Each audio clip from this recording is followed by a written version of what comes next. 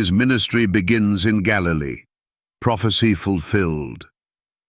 Can a prophecy written centuries before Jesus Christ pinpoint where his ministry would begin?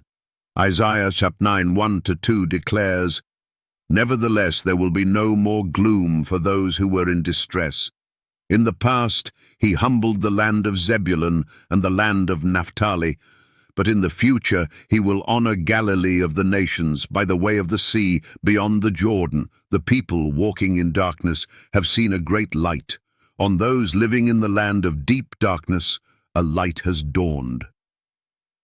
How did this ancient prophecy come alive in Matthew 4:13-16?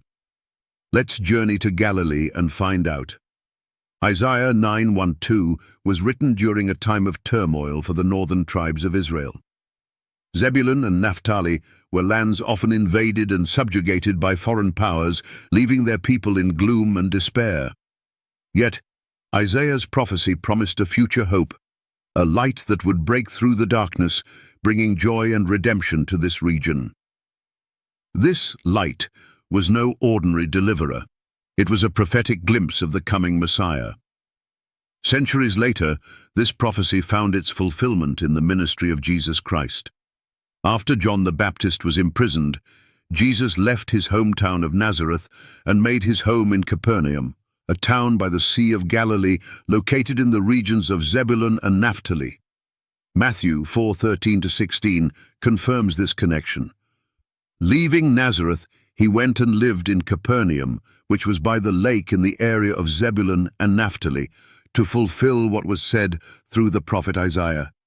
Land of Zebulun and land of Naphtali, the way of the sea, beyond the Jordan, Galilee of the Gentiles. The people living in darkness have seen a great light.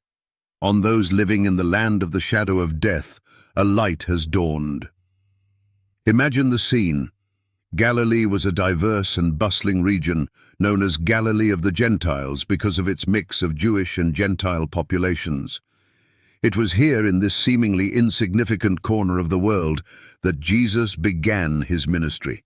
He preached, healed, and performed miracles, drawing crowds from far and wide. The light Isaiah spoke of was no longer a distant promise. It was a reality, radiating through the words and actions of Jesus. This fulfillment was no coincidence. Isaiah's prophecy was specific in naming Zebulun and Naphtali as the regions where the Messiah's light would shine first.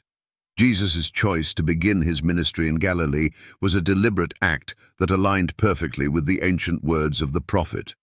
It also underscored the inclusivity of his mission, extending hope not only to the Jews, but also to the Gentiles who lived in the region. Skeptics may argue that this was a fabrication by the early church, but the historical and geographical accuracy of the prophecy cannot be ignored.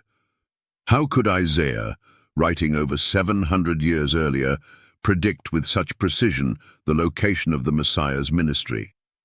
The seamless connection between Isaiah 9:1-2 and Matthew 4:13-16 is a testament to the divine authorship of the scriptures. The people of Galilee, living in spiritual darkness, were the first to witness the light of Jesus' teaching and miracles. This was a powerful reminder that God's hope shines brightest in the darkest places.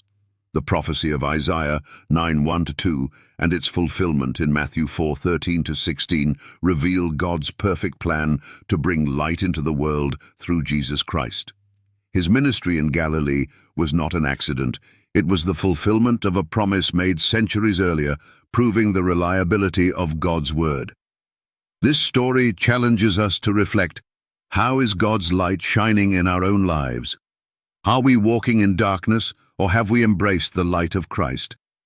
The same light that dawned in Galilee is available to us today, offering hope, healing, and salvation.